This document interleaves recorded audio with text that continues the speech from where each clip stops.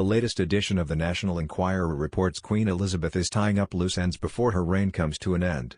Apparently, the Queen knows that she's in her final days and has no intention of letting Prince Harry and Meghan Markle get away scot-free. In fact, the Queen has seen to it that the Sussexes will never step foot on palace grounds again. Her Majesty is furious the Sussexes have used their kids as pawns in their revenge crusade against the royal family, an insider dishes. She's horrified henpecked Harry gave in to Meghan's ultimatum, "It's me or them," before they sensationally quit royal duties and moved to California in 2020. Her Majesty has had enough. Harry and his family are banished forever, along with the titles they need for Hollywood success. But the Sussexes aren't the only ones facing Her Majesty's wrath. Apparently, Prince Andrew is banned from attending royal events following his involvement in the Jeffrey Epstein scandal. She's decreed her disgraced son will receive $5 million a year, tax-free, for life, and he doesn't have to attend another royal engagement, ever. The source exclaims. And Prince Charles is also facing the consequences of his actions. Apparently, the Prince of Wales has been given the Queen's blessing to rule until his 80th birthday but will be forced to step down promptly after. He's been king in waiting for almost 7 decades and she feels he deserves the chance to wear the crown. But not for long, the tipster muses. In the other hand, after the death of her beloved husband Prince Philip, the Queen has mainly stayed at her residence of Windsor Castle, travelling to Buckingham Palace for official duties. After some recent health issues, it has been rumoured that Kate, the Duchess of Cambridge, has come up with the idea for the Queen to move in next to her family, in Kensington Palace. Royal Insider claimed, "If someone suggests that William and Catherine should move in next to the Queen, that's completely normal. But if anyone were to bring up the idea that the Queen should move in next to the Cambridges, it will be something very hard to believe."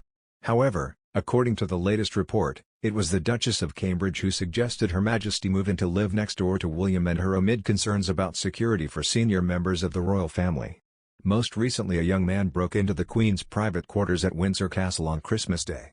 Prince William, his wife Catherine and their children Prince George, Princess Charlotte, and Prince Louis all live at the same address, apartment 1A in Kensington Palace. A source has suggested Her Majesty downsizes and moves into the empty apartment next to theirs at Kensington Palace. "It makes perfect sense really," said the source. "With Prince Philip gone, she's rattling around Buckingham Palace and Windsor Castle, which due to its sheer size is terribly difficult to protect alone." Royal Insider added, "Aside from a handful of trusted staff, William and Catherine have been worried about her long before an intruder shook everyone up." The source says it was Catherine who suggested perhaps taking her under the Cambridges' wing, their London residence. Catherine thinks it would be a good idea for her. "The Queen loves the children and always says they keep her young," said the source. They added, "At Kensington Palace, she'll be able to look out the window and see them playing whenever she likes. And of course, she'll have an open invitation to pop in and see them."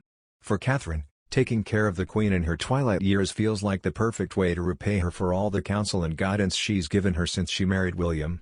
It makes sense to downsize. Even Philip preferred a smaller hunter's lodge in Sandringham to the castles toward the end. She would feel much more comfortable in a smaller home, and there's a perfect solution. A fully renovated empty apartment right next door to the future king and his young children. Prince Harry and Meghan were offered the empty apartment. However, the royal residence had an estimated cost of £4 million for renovations. This would have meant the couple and their baby son Archie would have had to wait until winter 2020 before they could move in.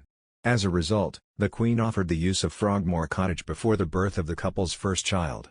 According to royal accounts published, renovations cost the taxpayer a more respectable £2.4 million in comparison.